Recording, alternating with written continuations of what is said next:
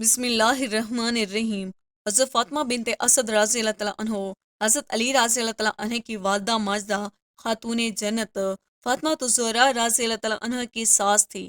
سیدہ فاطمہ الزہرا رضی اللہ تعالیٰ عنہ نے اپنی ساس فاطمہ بنت اسد کی خدمت کر کے دنیا میں ایک مثال قائم کی ہے اور ثابت کیا کہ بہو ساس کے تعلقات اس طرح کے ہوتے ہیں۔ سیدہ فاطمہ الزہرا رضی اللہ تعالیٰ عنہ جب گھریلو کام کاج سے فارغ ہو جاتی، ان کی ضروریات کا خیال رکھتی، انہیں زیادہ کام کرنے نہ دیتی، ان کو آرام سے رکھنے کی کوشش کرتی، ان کے کپڑے دھوتی، انہیں کھانا کھلاتی، ان کا بستر صاف کرتی اور بچھاتی، اگر کوئی کام ان کے ذمہ ہوتا اس میں ان کی مدد کرتی۔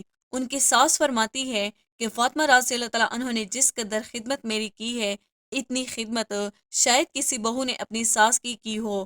میری بہو جو حضور نبی کریم صلی اللہ علیہ وآلہ وسلم کی بیٹی ہے، مجھے اس سے محبت ہے، بے حد خدمت گزار ہے اور مجھے حقیقی ماں کی طرح جانتی ہیں۔ حضور صلی اللہ علیہ وآلہ وسلم کو بھی حضرت فاطمہ بنت اسد رضی اللہ تعالیٰ عنہ سے بہت محبت تھی۔ حضرت عبد المطلب کی وفات کے بعد جناب ابو طالب ان کی زوجہ حضرت فاطمہ بنت اسد رضی اللہ تعالیٰ عنہ نے جس محبت اور خلوص کے ساتھ حضور نبی کریم صلی اللہ علیہ وآلہ وسلم کی سرپرستی اور حفاظت اور حمایت کی، اس کا اندازہ حضور نبی کریم صلی اللہ علیہ وآلہ وسلم کو بخوبی طور پر تھا۔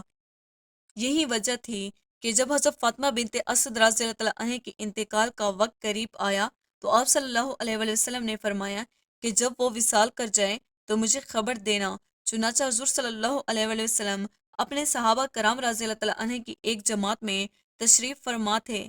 ایک شخص نے آ کر خبر دی کہ حضرت علی رضی اللہ تعالیٰ عنہ کی والدہ ماجدہ حضرت بنت اسد رضی اللہ تعالیٰ عنہ انتقال کر گئی ہیں۔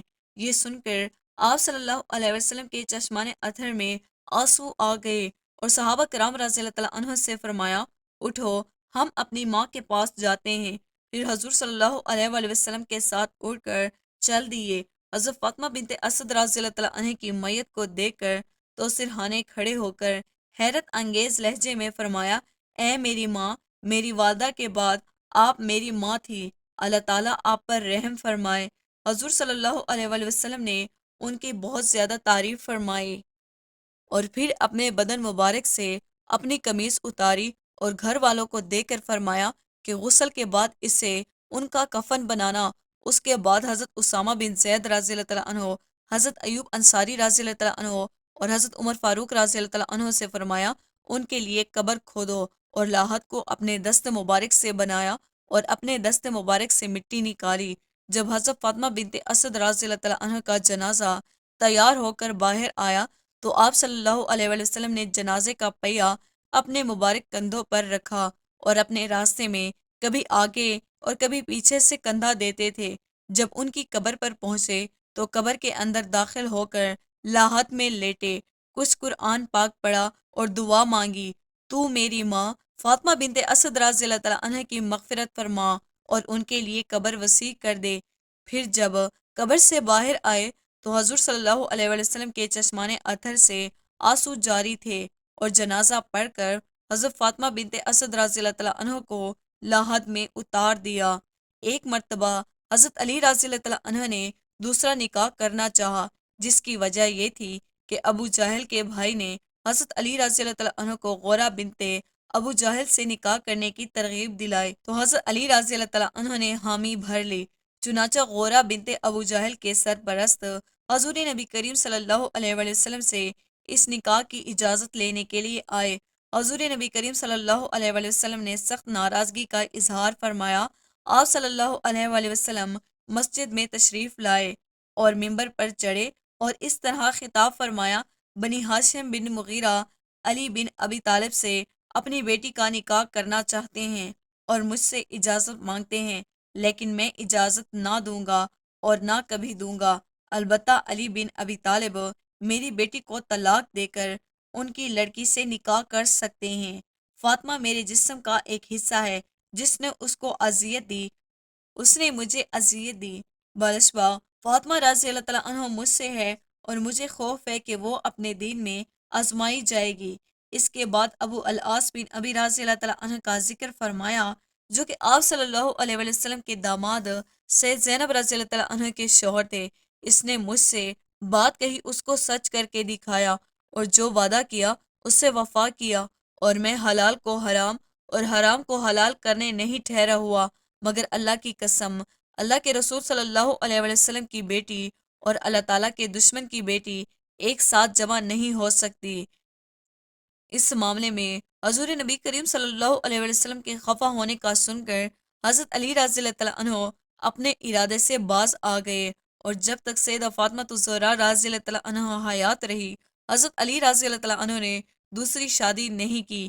ایک حدیث پاک میں آتا ہے کہ سیدنا رسول کریم صلی اللہ علیہ وسلم نے ارشاد فرمایا کہ فاطمہ میرے جگر کا ٹکڑا ہے، جس نے اسے تکلیف دی اس نے مجھے تکلیف دی، اور جس نے اس سے بغض رکھا والشبہ اس نے مجھ سے بغض رکھا۔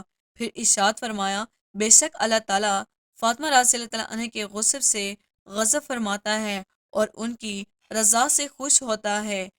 سیدہ فاطمہ الزہرا رضی اللہ تعالیٰ عنہ جب تشریف لاتی تو حضور نبی کریم صلی اللہ علیہ وسلم ان کے لیے کھڑے ہو جاتے اور ان کا ہاتھ مبارک تھام لیتے اور ان کی پیشانی کو بوسہ دیتے اور ان کو اپنی جگہ پر بٹھاتے تھے۔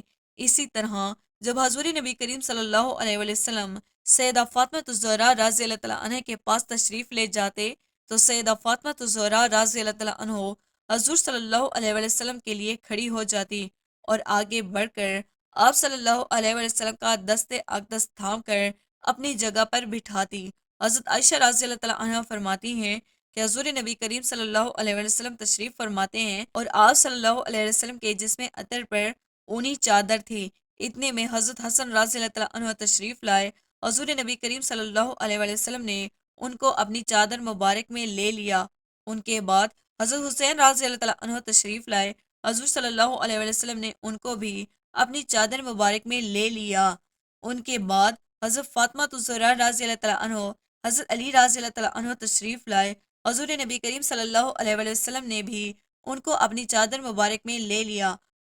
اس وقت یہ آیات مبارک تلاوت فرمائی جس کا ترجمہ یہ ہے، بے شک اللہ تعالیٰ ارادہ فرماتا ہے اے اہل بیت تم سے ناپاکی کو دور فرمایا اور تم یہ خوف پاک ناموزہ بنایا۔ اور حضور صلی اللہ علیہ وسلم نے ان چاروں نقوش قدسیہ کے بارے میں ارشاد فرمایا، جو ان سے جنگ کرے گا میں ان سے جنگ کروں گا، جو ان سے صلح کرے گا میں ان سے صلح کروں گا۔